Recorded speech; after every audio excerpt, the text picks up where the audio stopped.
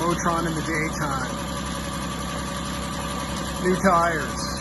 Fan installed. Just need a fan shroud. Lights working. Barely. Petcock leaking. I only put a tiny bit of gas. We're trying to run it out of gas.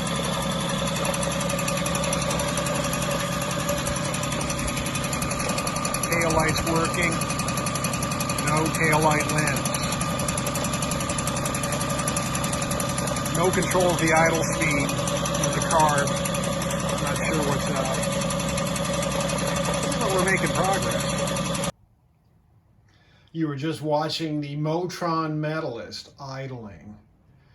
Since that time, we've made a little more progress, and I thought I'd make a video about the advantages of a moped over a noped. Never thought I'd hear myself say that, but I just did. So I guess I gotta follow through. And I bought this almost 2 years ago, and it's set on the back burner. I've never been a big moped fan. This is my second moped. The first one I won in a raffle and held on to it for a year or two and then ended up selling it because I really just didn't ride it that much. But I've come to rethink my positions on mopeds.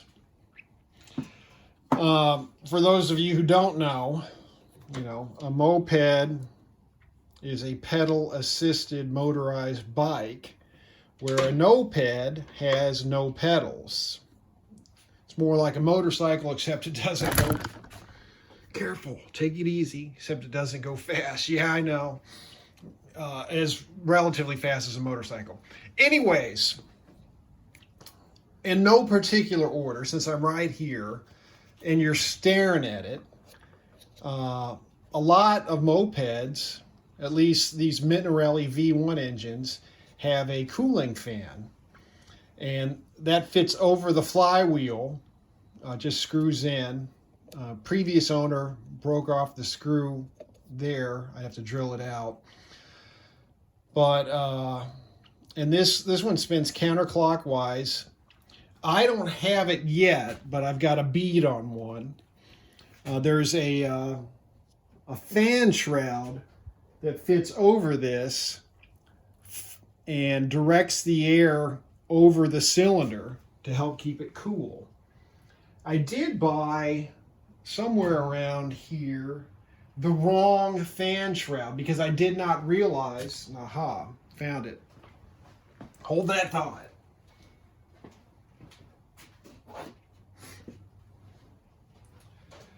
I did not realize that Minarelli V1 engines have at least, I think, 3 different fan sizes. That looks like it lines up, but it doesn't. And I think the trick is, somebody out there can correct me, is this has a gray base and I need a gray fan shroud, which is bigger. Now, let me look here. Yeah, this is too small. This is for something else. And these have 4 bolt holes, so at least I got that part right. Yeah. The other one would obviously give you pedal clearance. You can't see that, but even if there was some sort of spacer to this, I wouldn't have any pedal clearance. Unless I've got the wrong fan, but I don't think I do, seeing as how it bolts right up. I could be wrong on that too. But anyways, enough about that. The advantage is there's a fan blowing cool air over the engine as long as the flywheel's spinning, and if the bike's running, the flywheel is spinning. And the faster you go, the faster the flywheel goes, the more air that you can direct over the cylinder fins. And you'll see how the fins are horizontal, if you want to call that horizontal, instead of vertical. Let me just double check that thought there. Well, I guess it could still work with a cylinder like this, except for the top and the bottom. You'd get the sides anyways. But this allows you to get the sides, the bottom, the top, and maybe even it would direct it down to the other side.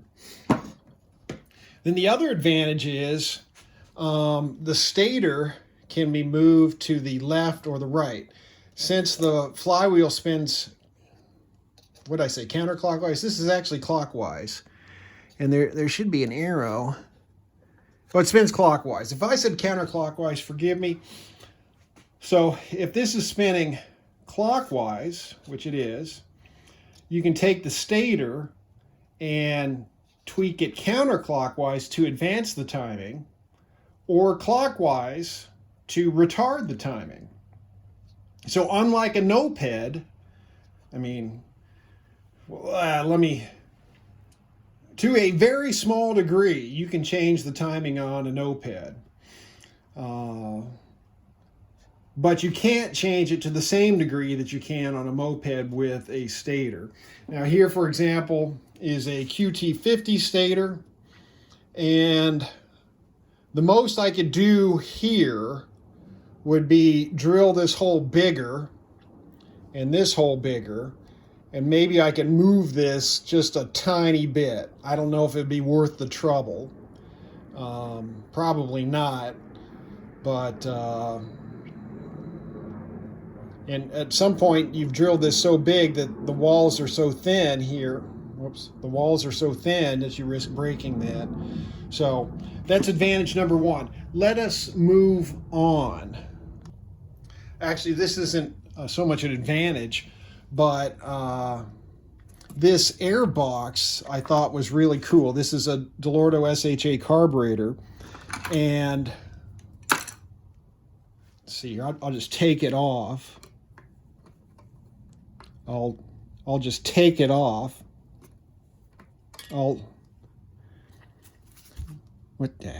Give me a real screwdriver. Anybody? What's this? This looks like a real one. I'll just take it off that easily. And there's a screen filter in here, but this is kind of neat. This fits over the screen and then draws air in from these two little spots here. What's neat about that is, not only does a lot of sound emanate from the exhaust, but a lot of sound emanates from the intake, cylinder intake through the carb. And if you can make sound waves bend, we got a right turn here and a right turn there, and then go from a big opening to a couple small openings, it really quiets it down. And so if you're running an SHA carburetor on your noped, you can find these. There's actually like about a dozen different styles. Same general concept. And apparently, so this is a forward-facing carb. We've got wind coming from this direction. You want to draw in air from back here rather than here. So on like an Urban Express or an Express, the carburetor would be facing towards the camera, and you can actually get them with holes in the top side. And so, it's opposite the direction of the air moving towards the moped. Moving right along. The other big advantage is this is a chain drive, and it's not so much the chain, but the sprockets. We got a small sprocket here and a large sprocket there. So last time I checked, for example, the small sprocket, there's about at least a half dozen different sizes of that small sprocket. So if I go to one with, this has 8 teeth, I believe. If I go to one with 10 teeth, I can easily change the gear ratio. And so, you know, for example, on your regular Honda NC50 Express, it is almost impossible to change the gear ratio. And I can simply change out a sprocket and do that. So we can change timing, we can change gearing. Some may ask, why would I want to change the timing? Well, if your engine is running hot, you can retard the timing and it'll run cooler. Or say you want a little more oomph from dead stop, you can advance the timing and get a little more acceleration. If you ever put on a bigger top end, I guess you can't see the top end from here, it's going to run hotter, and you can retard the timing to help it run cooler. Why would I want to change the gearing? Well, you can do a taller gear for greater top speed, or a smaller gear for better takeoff. For example, if you live in a hilly area, you're always going up hills, you can do a smaller gear to deal with the hills. What else do we got? I know we got other stuff here. Looking at the exhaust, some of these mopeds have two-piece exhausts. This one, I don't think, is a two-piece exhaust. It doesn't look like it. I had a Gorelli for a brief moment that I picked up for a friend, and that had a two-piece exhaust. So on the ones that do have a two-piece exhaust, you could replace the back half of it with a performance, or at least a more performing exhaust, fairly easily. So another advantage of the moped. Oh, I almost forgot. We're right here. You know, I knew there was more stuff. I put on new tires, and this particular Motron Metalist has 16-inch wheels, where your typical moped has 14-inch wheels. So remember, the taller the wheel, the taller the gear that you're running. And so basically, for every time this spins once, it's going a few inches farther than a 14-inch wheel. When you're comparing, you know, one revolution on a 16-inch to one revolution on a 14-inch. So you've got a lot of potential for more speed on a moped than a noped. And then again, I almost forgot as well, get more of this into the picture here.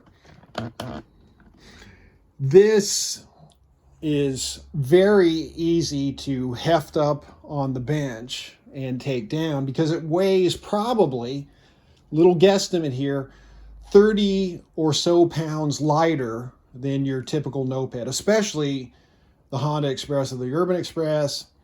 Lighter than the QT50. I think the QT50 is probably lighter than the Express bunch. So, you know, I'm going to guess about 30 pounds lighter, maybe more, maybe less. I'd say I'm within 8 pounds, 5 to 8 pounds. So, lighter bike, also greater potential for speed, also a lot easier to get up on the bench and work on, because, you know, it practically weighs nothing. This one, now that I'm looking up here at it, at the seat here, you may not be able to see it, but the seat is on a post and a spring. And so that makes for a nice cushy ride. And also, not that they're anything to write home about, but we have the dual rear shocks and the right side swing arm here. So I kind of like that a lot too. Of course, I could always replace these with better shocks down the road if I wanted. But my plan is to basically just keep this thing stock. I guess that gets to my next advantage is the top end. If you go to your favorite moped store site, whatever that may be, and you type in Minarelli V1 engine or Minarelli V1 cylinder, you will be inundated with a plethora of choices as to what you can run on this. And they've even created these adaptive spacers, is what I'll call them, so that you put the spacer, you take off the top end, you put the spacer on the case, and that spacer allows you to run any POOK kit. And there was another one that allowed you to run, I think it was vertical Minarelli kits. And there may be more. You know, I'm just learning. I mean, the possibilities seem endless at this point. Oh, yeah, I'm kind of doing, what am I talking about? I'm winging this, just trying to remember, when I get here with the camera, I get a little nervous and I forget stuff. The other great thing about mopeds is basically the front and rear brake cables. I don't know about the speedometer cable, the clutch cable. They're all basically just bicycle cables. So you can get correct, anybody can correct me if I'm off on this, but it appears that you can get just about a universal set of bicycle cables for next to nothing at Walmart and just trim them to fit. Now, you noped owners know life's a little more difficult in the noped world when it comes to cables. Luckily, there are more options or more places offering cables out there. Now, I suppose if you're good enough, you can make your own noped cables, but wow. Maybe it's because I've really never made, I've adapted like throttle cables to work, and I've probably adapted other cables to work, but it is a pain in the butt where these bicycle cables seem like, 10 to 15 minutes and you've, redone every cable on the bike. So another huge advantage of the mopeds. I'll show you something else here. You noped owners are going to freak out. So I was up here yesterday opening this up to change the bulb, right? So there's one screw, headlight comes off. Well, there's wiring here, I better be careful. And, oh my God, 3 wires, right? Us noped owners are used to a bird's nest of wires in the headlight housing. And we got, I guess there's really 2 wires, but whatever, we'll call it 3. 3 wires and you're in. And then replaceable bulb, right? You just slide this little holder off to the side and pull the bulb out. Are you kidding me? I love the simplicity. I really love the simplicity. So anything else? Of course, got some pedal assist when you need that little extra oomph. Of course, the gearing is so low that you really can't use it except for just starting off. And I think I've covered, I've probably forgotten some stuff, or probably just don't even know about a few things, but I like the top tank mounted gas tank. We just replaced the Petcock on that. Here, I'll give you a little extra. So I got this cheap Petcock off of Amazon, and to tighten it to the bottom of the tank. Now this is a female Petcock. You noped people will not have familiarity with that. But anyways, to tighten it, I don't have a thin enough wrench to get in there. So I said, oh, look at this, it's not riveted. That's so nice. So I'll just take the screws out, move that cover and lever out of the way and then get my wrench in there and tighten it, and then put it back together. Now, of course, once you loosen this and things move around, it'll leak. So let's look at our next shot. Okay, I tried to film this before. We will try again. A little something I learned about Petcocks that I could pass on to all you viewers out there. I'll try to keep this short because this video is getting kind of long. But on that Petcock on the Motron, which is different than this one, but this is just for demonstrative purposes. But it's basically the same thing. So I had to take it apart in order to get to the nut, to tighten the nut. And in taking it apart, things got moved around inside. And so when I went to use it, of course it leaked. So imagine my disappointment, a brand new Petcock to replace an older Petcock that was already giving me problems leaking, and now my new one's leaking. But, you know, if you're out there, don't despair. Of course, this was my fault because I took it apart. So the things you need to know. One reason it might leak is this gasket with the 4 holes in it has gotten old and bad and is no longer sealing. Another reason it might leak is, of course, there's no O-ring in this one, but there should be. The O-ring has gotten old and bad, or somebody has over-tightened the Petcock. That's right, over-tightened the Petcock. Deform the O-ring so that it no longer seals, right? I've heard that before, right? Probably done it myself as well. And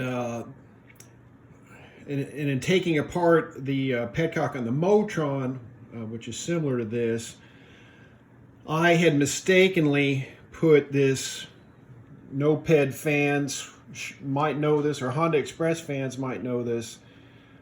This is a wave washer. You can see, and actually FA50 fans would know this as well, potentially, if they've taken apart the Kickstarter or the transmission case. It's got ridges, waves, and it's meant to keep tension between 2 parts. So I had originally put this and then the Petcock lever.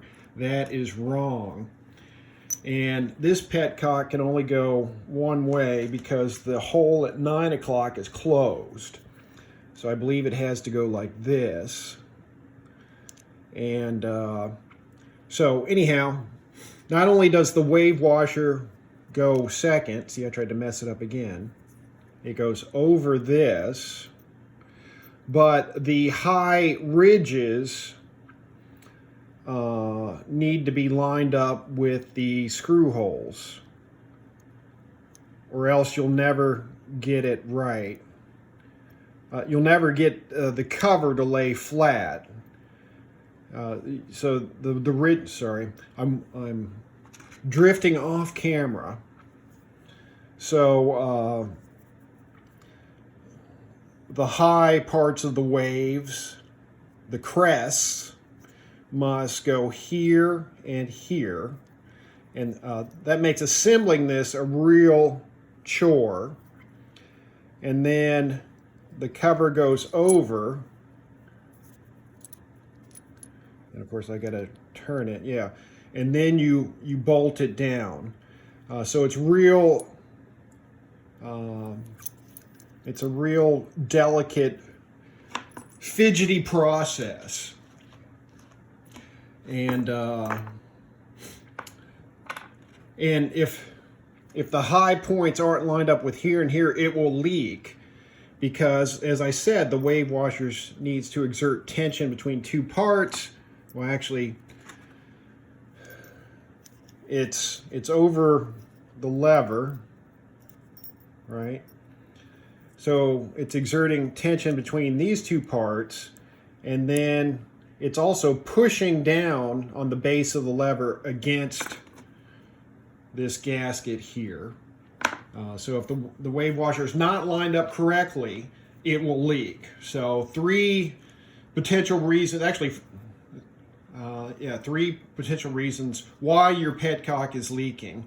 But generally, most people who have a problem with a leaky petcock that's new have over tightened it, and if it's old, this O-ring here is bad as well. But you can also have problems in these other areas too. So that was twice as long as it needed to be. Hey, thanks for watching. We've got the F850 on the bench. We've got spark. We've got some kickstart return spring hassles, but we're on our way.